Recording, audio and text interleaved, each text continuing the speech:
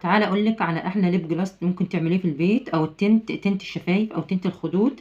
تعمليه بطريقه سهله بمكونات بسيطه خالص. مش هتشتريه من بره تاني، هتعمليه بمكونات من بيتك. طبعا كلنا عارفين ان الحاجات دي بتبقى غاليه جدا. وهنعملها بقى في البيت بطريقه سهله. مكوناتك من عندك. يلا بقى نشوف المكونات بتاعتنا. بسم الله.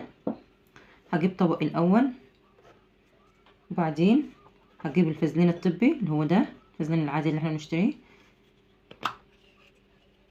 هاخد منه كمية على قد ما هتعملي بقى. ممكن تعملي كمية وتشيليها عندك تستعمليها لمدة فترة يعني، او ممكن تعملي كمية بسيطة على حسب بقى استعمالك. هو سهل جدا وحلو جدا، ممكن تحفظيه عندك في التلاجة او بره التلاجة. ممكن تحفظيه وممكن تحفظيه بره التلاجة كمان، مش هيجراله اي حاجة خالص. تعملي بقى كده كمية تستعمليها على طول. بصوا انا هاخد كده كمية بسيطة من الفازلين على قد ما هعمل. انت ممكن تضاعفي الكمية بقى، ممكن تقلليها على حسب ما انت عايزة.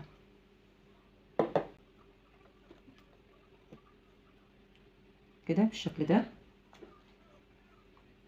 هحط عليه زيت لوز، هحط عليه زيت اللوز، يكون اللوز زيت حلو، اللوز حلو بالشكل ده كده. هحط معلقة.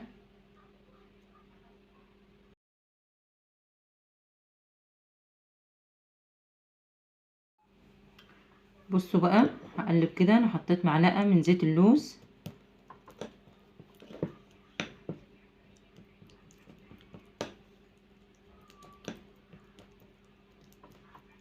هقلبه كويس كده. ممكن لو ما عندكيش زيت لوز هتحط عليه زيت زيتون، تحط معلقة من زيت الزيتون. بصوا في الوقت ده هحط كمان ماء ورد، دي مية ورد.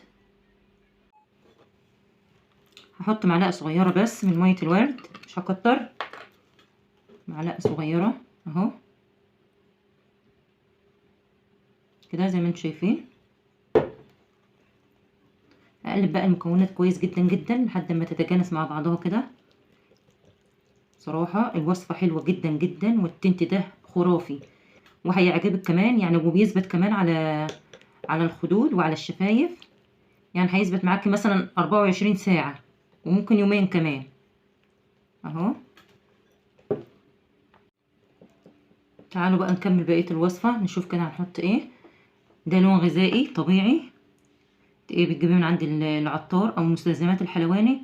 ده اللون طعام بيتحط على الاكل، بتستعمليه للاكل طبيعي جدا، مفيش اي ضرر. ده لون جل، دي الوان جل، الوان غذاء جل، احسن من البودر 100 مرة. يعني لما تروح تشتريها تقول عايزة لون كده احمر جل، إيه هتجيبيه من عند العطار او من عند مستلزمات الحلواني اللي هو بتاع التورت والحاجات ديت. مش غالي كمان يعني، تقريبا الازازة ب10 جنيه او ب12 جنيه. هناخد نقطتين منه اهو. هناخد كمان نقطة، هحط نقطتين واقلب. لو احتاجنا تاني هنحط طبعا، وانتي على حسب انتي عايزاه تقيل او عايزاه خفيف.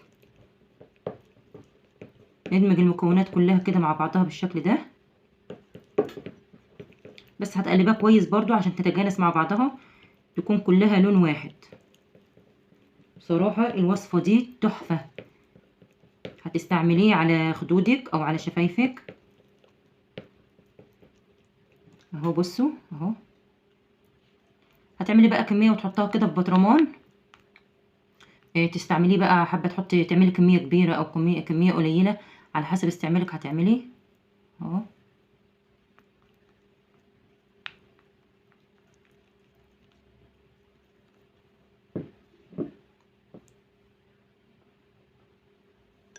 تعالوا بقى كده نستعمله.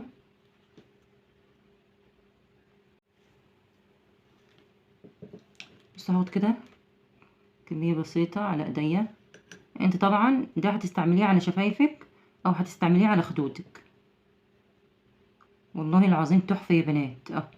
بصوا لونه حلو جدا، لو انت حابة تقليه عن كده تقليه، بس هو كده مظبوط جدا جدا عشان ما يبقاش ايه لونه فاقع قوي يعني. اهو شايفين اللون؟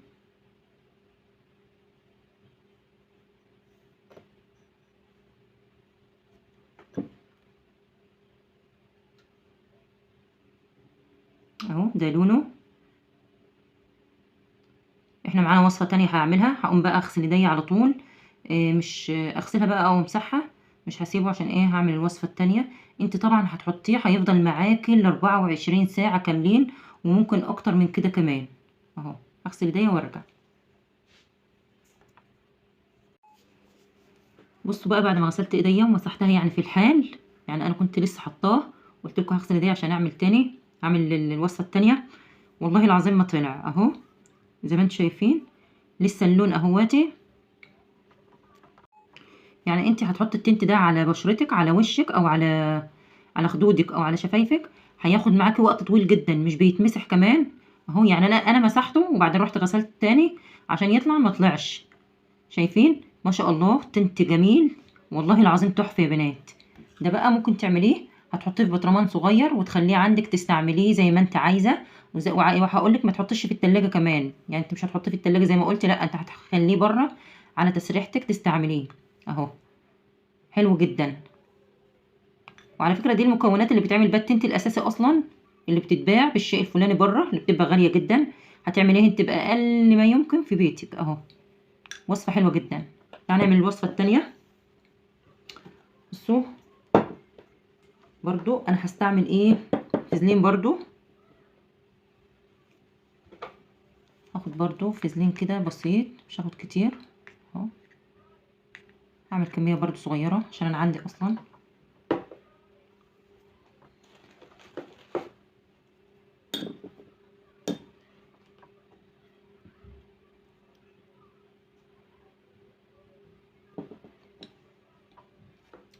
بصوا بقى هستعمل عليه ايه، زيت زيتون. ده هستعمل عليه معلقة زيت زيتون. اهو معلقة.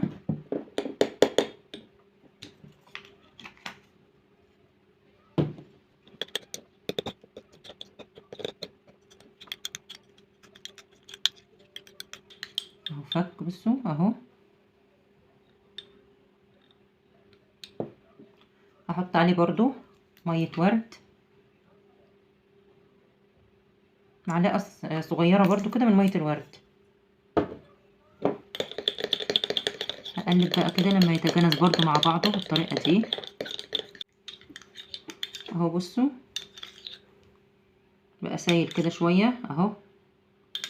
تعالوا بقى اوريكم هنحط ايه. بصوا هنحط من الالوان دي اللي هو البلاشر ده. هنحط، بصي بقى اختاري انت اي لون انت حباه، انا هختار اللون ده عشان اللون ده حلو، بحبه بصراحة. اي لون بقى بلاشر عندك، اي لون في البلد بقى انت حباه، غامق بقى او فاتح. بصوا انا هنزل كده ان شاء الله.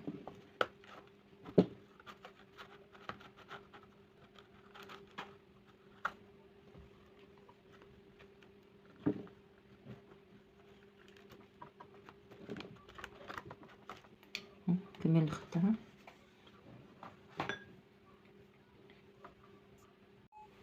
بصوا اهي الكمية اللي انا خدتها. هقلب كده لحد ما يتجانس.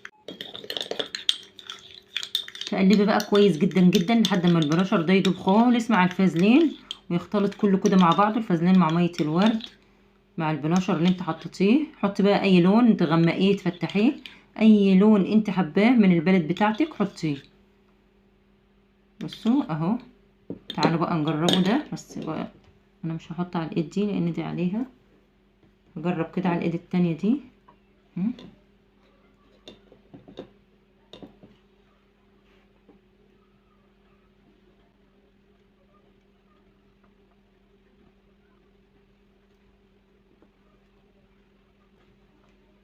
اهو بصوا حلو جدا